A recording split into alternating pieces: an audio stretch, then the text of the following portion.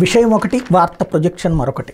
వాస్తవానికి జగన్మోహన్ రెడ్డి టైంలో భూములని 20 సంవత్సరాలు పైబడినటువంటి భూములన్నింటినీ కూడా వాళ్ళకే రిజిస్టర్ చేయబోతున్నాం అని చెప్పేసి ముందుగానే ప్రకటించారు. దాని మీద రివ్యూ జరిగింది. మనం ఆనాటి నుండి చెప్పుకుంటూ వస్తూనే ఉన్నాం.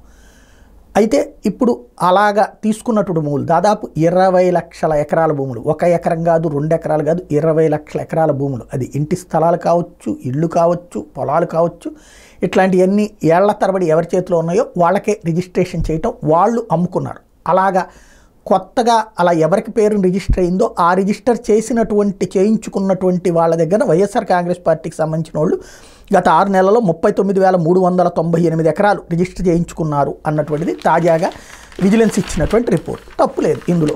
వాళ్ళు కొనుక్కున్నది కరెక్టే, వీళ్ళు అమ్మింది కరెక్టే. ఒక రిజిస్ట్రేషన్ని తప్పుపట్టేటటువంటి అధికారం లేదని చెప్పి ఏదైతే అమరావతికి సంబంధించినటువంటి అంశంలో ఎస్ఐండ్ భూములకు సంబంధించి జరిగినటువంటి కథ ఏంటి, ముందుగా మీ భూములు తీసుకుంటాం కానీ మీకేం పరిహారం ఇవ్వము అని చెప్పడం, ఆ తర్వాత దాంతో ఇక మాకేం 10 పైసలు రాదనుకున్నాడు బాధపడుతుంటే 5 లక్షలకి 10 లక్షల రూపాయలకి కొనేసుకోవడం. ఆ కొనుక్కున్న తర్వాత ఇంకొక జీవో ఇస్తూ ఎవరి చేతుల్లో అయితే భూమి ఉందో వాళ్ళకే రాజధాని ప్రాంతంలో ఒక 200 గజాలు 400 గజాలు తగ్గించి ప్లాట్ ఇస్తామని చెప్పడం, ఆ తర్వాత మొత్తం ఇస్తాం అని చెప్పడం. ఓవరాల్గా జరిగింది అది.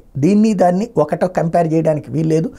అది కుంభకోణం అన్నా సరే కోర్టు పట్టించుకోలేదు, ఇది కుంభకోణం అన్నా ఎవరు పట్టించుకోరు. కాకపోతే ఏంటంటే అసైన్డ్ భూముల్ని తినేశారని నాడు అన్నారు కాబట్టి ఇప్పుడు వీళ్ళు తిన్నారు అని చెప్పేటటువంటి ప్రయత్నం. కాకపోతే ఇక్కడ అప్పుడు ఏంటంటే వాళ్ళకి ప్రభుత్వమే తీసుకోను అని చెప్పింది, ఇక్కడ ప్రభుత్వమే మీకే ఇచ్చేస్తున్నానని చెప్పింది. వాళ్ళు ఇష్టమయ్యనే అమ్ముకుంటారు. ఆనాడు వాళ్ళకి గతి లేక అమ్ముకున్నారు, అది తేడా.